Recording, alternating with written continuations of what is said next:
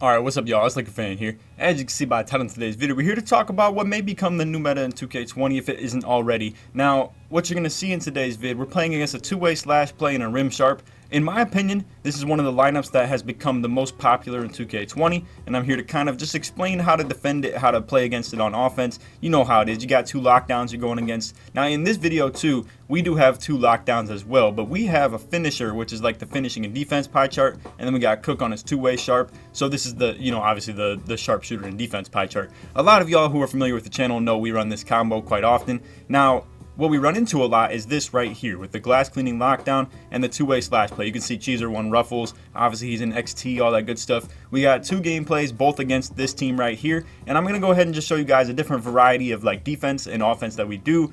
Understand too, a lot of this is gonna be ugly. Cook wasn't really on his A game, and you see we hit the block right off rip too. Now, like I said, keep in mind, a lot of this is gonna be ugly. Cook wasn't really on his A game. It's 4 lockdowns on the court, and that's what this game has honestly come to. And I hate to say it, and I know a lot of y'all are gonna be like, oh, this is why 2K sucks, because you got 4 lockdowns on the court, and that's the only way to really play. Because honestly, here's the fact of the matter, y'all. Now I will say that we'll get into a couple different things that you could do differently while not having to have a lockdown on the court. Because I will say, actually, we'll get straight into it right now. I'm gonna just break their lineup down like this. They got a lockdown at the 1 and a bigger lockdown at the 2, right? So essentially, we don't really need Cook's two-way sharp out here, but we need a taller play sharp. So I'm gonna just put it like this: you can't have a 6'4" play sharp with no interior defense, no rebounding, no game like that at the 1. If you plan to be able to beat teams like this, because you guys are going to see what I end up doing is switching on to Cheezer every single time. My build is built for defending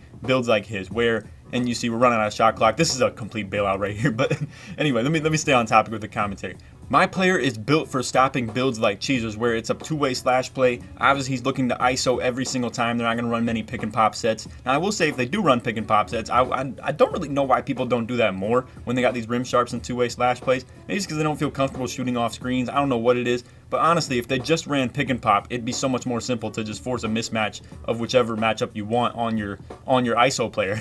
I don't know why more people don't just run pick and pop. I really don't. But anyway, y'all get the deal. What we could do differently, and this is what Cook plans to do, is to make like a 6'7" play sharp, essentially power forward, and I would just guard the ISO player, and he can easily hang with any rim sharp or two-way sharp that's spotting up corner. And again, that's why I don't understand why more people don't run those pick and pops and force the switches, because honestly, that's all they would have to do against us if we ran a lineup like that, and then boom, Cook's thrusted into the ISO, and it's just harder to guard. But people don't do it, so I'm not too concerned with it. I'm gonna just put it like that. So honestly, what the game comes down to is knowing the IQ of your opponents and just the common community IQ. And at the end of the day, it's really bad. Now right there, Cook definitely could have pulled that shot right there, but you see he waits a little bit, gets contested, I get the O board. Like I said, these games are real ugly. I want y'all to understand that. Also, like I said, I'll break a little bit more down as far as the actual gameplay in the second game. You're gonna see right here. This one was just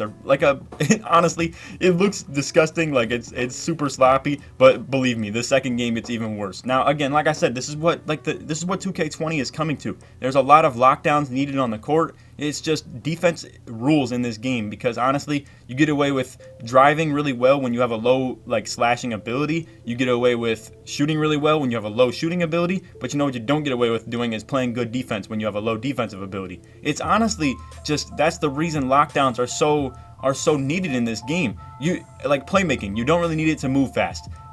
Shooting, you don't really need it at a great ability to be able to shoot well. I mean, you guys know the deal. All you really need is the 10 shooting badges and 70 3-pointer, and then boom, you're an ISO player.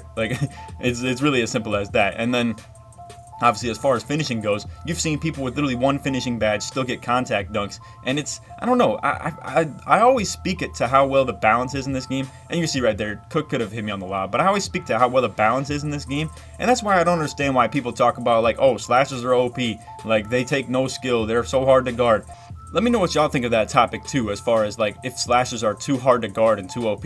I feel like slashing in this game is just too hard to guard, and on top of that, if you have a build that's meant for slashing, I understand. Like, yo, everybody's like, oh, all they do is paint cram. Listen, there's ways to maneuver into the paint that require a little bit of like dribbling skill. You got to know the difference between when to hop, when to contact, dunk, all that. Listen, I wish that it took more as well. I wish that like spin dunks and stuff like that were back to how they used to be, where it's actually usable. I wish there was like, you know, actual control to some of this as well. But honestly, like the thing is, there's people who do what I do, quote unquote rim run, but they have builds that still have 73 pointer and gold range extender, like, and 99 speed, like this cheeser dude right here. Like his build, 10 times better for isoing than mine, especially if I get a big man switched on to me, then I have to like take it into the paint. It just don't work like that, and that's why I can't just constantly come out here and ISO every single time, because it's not that easy to just dominate a rim protector like that. It just don't happen.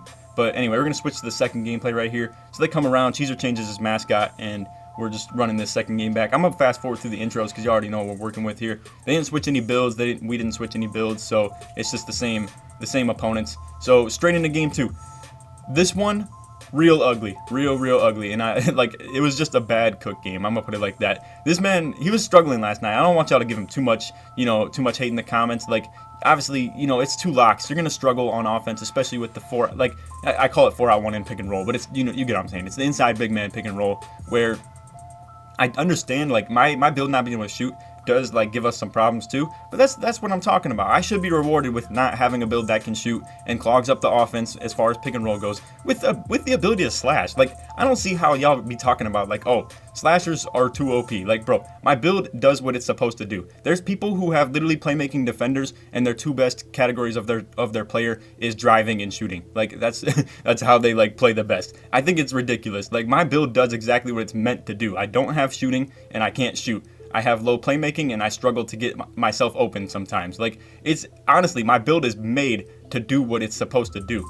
Like, there's people literally, and this is where I want to kind of like bring it back to the topic of the video and now that they get the ball as well, with the 2-way slash play right here. Like, again, this build is by far the best one in 2K20 now that the behind the back is out of the game as well, and just how it's so ISO oriented and you don't need any finishing in your build to be able to do that. Now, the thing about the 2-way slash play instead of the playmaking glass cleaner that a lot of y'all are familiar with because of Nut, the difference is you can spend your badge points a lot better, where this build actually gets good finishing badges on top of that. Now, you see, I hit him with something different right there. So I get the charge. What I'm starting to realize with the charges, and y'all gotta understand too, even though it's not realistic and that would have been a blocking foul, y'all gotta understand Park and just this like stage and all that stuff community is different from like, you know, real hoops. Like, you gotta separate that stuff. And what I've learned, you know, this is something that I've adapted to and learned, is that you don't have to set your feet to get those charges. Obviously, like, they don't call blocking fouls or charging fouls in Park, so it's literally just you gotta learn and adapt and learn how to manipulate the game essentially like that.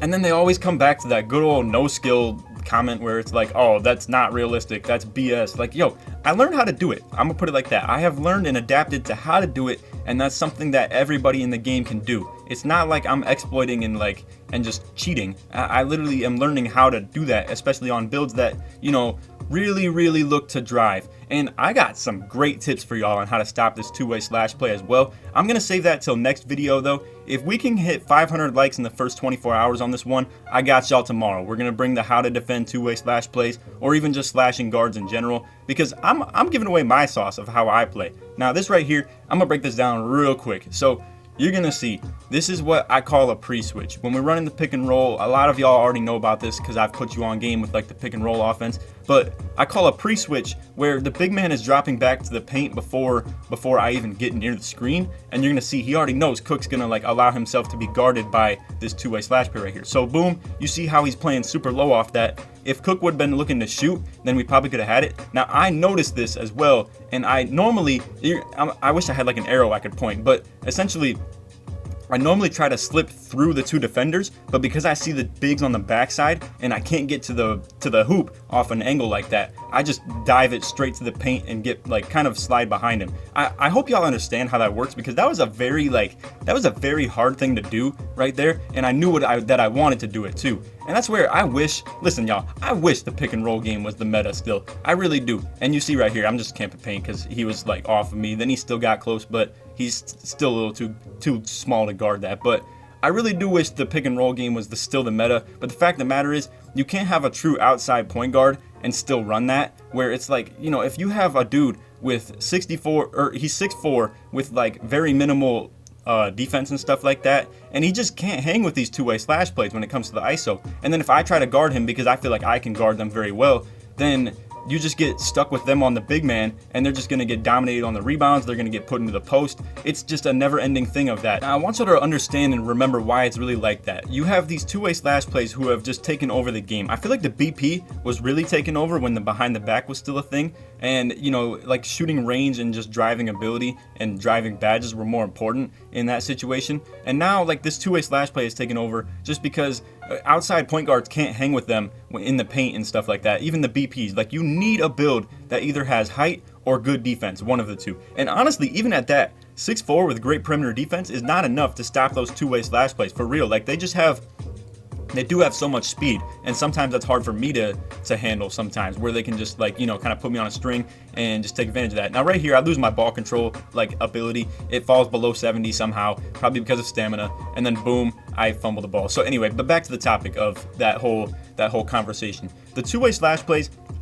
they're a really hard matchup because it's hard to figure out how to beat them on offense if you have another lockdown on your team. And honestly, the only, like, perfect way to beat it is to have another, like, lineup like theirs, essentially, or to have two playmaking defenders and you have like a playmaking glass cleaner and a two-way slash play. That is the real meta in this game. And as we speak to, like, the metas of 2v2, honestly, if we're being real, it's the post and the glass cleaner. That is hard to stop, and you have to be real efficient on offense no matter what your type is. And the fact of the matter is, if you have a guard on your team against two bigs, it's really just hard to compete with that, because if you have a build like mine, obviously anything to do with height at the big man spot is going to get in the way of you. But the way that I counter having height at the big man spot is to run pick and roll like this, even though you see we get a horrible shot. But the counter to height at the big man spot is to run pick and roll. But when they have the two bigs, it just makes it real tough to counter that, because you have to run such an efficient offense and never have any mistakes. Meanwhile, it doesn't really take much for them to run an efficient offense, and that's just how it is. Now, like I said, height is the biggest counter to my build. If I have to deal with a 7-3 in the paint, most times I can just run pick and roll and take advantage of his lack of speed. But obviously, when they're both 7'3", they're just gonna play sides on everything. It's still a really good rate, but it's just like their offense is so efficient and so easy to run that it's just hard to compete. Now, am I gonna sit here and cry and complain about it? Absolutely not. Some of y'all, and when I say some of y'all, I don't mean my subs, and I don't mean to, like, target anybody who obviously is with what I'm saying here. I'm just saying some people in this 2K community, they refuse to adapt, they refuse to change, they refuse to learn how to defend anything. It's really just like, and honestly, I make videos on how to defend, like, everything. I'm about to really, like, make a video tomorrow on how to defend this two-way slash play too, and boom, like, nobody really wants to get put on the game except for y'all. So hey, I'm just plugging all my subs and the ones who watch this stuff on how to guard this stuff. Now, don't be wrong, he was definitely scoring on me early in, like, this game right here. You can see they already got 10 points as well. And like I said, it's a very simplistic offense. You don't need much chemistry with this. You don't need much, like, I'm not going to sit here and say you don't need much IQ, because I know y'all say that what I do doesn't take any either. But honestly, I want y'all to understand too, I backseat point guard, like, everything. Like, I be talking about, like, what's open, what to look for.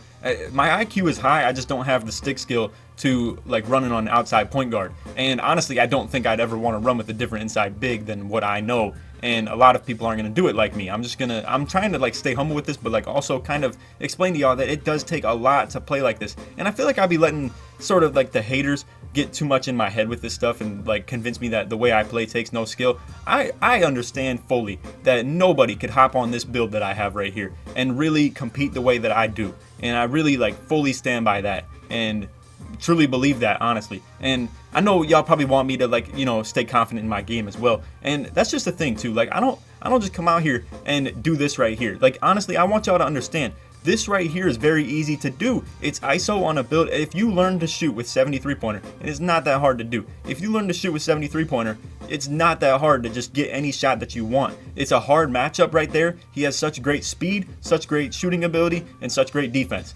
It's just a hard matchup. There's no outside point guard that can hang with this, because they just get stuck on a big man and get dominated, or they get stuck on the two-way slash play. They keep on getting drove on. Yeah, drove. But, like, my build, it's tough because I have to constantly run into bigs, and it doesn't work like that. So I have to run the pick and roll to counter that. It's just a never-ending cycle of you have to learn and you have to adapt to how to play certain lineups. And like I said, tomorrow's vid, I'm bringing y'all how to stop these two-way slash plays. I'm gonna have some really good clips and some really good tips, and you know, I'm out here rhyming on that. But anyway, I hope y'all enjoyed the video. If you did, feel free to drop a like, sub if you're new, turn on them noties, all that good stuff. And like I said, if we get hit 500 likes in the first 24 hours, I will bring that video tomorrow. That's not gonna be a hard feat for you guys to accomplish. We out here hitting like 1,000 likes in the first 24 hours on my last vid.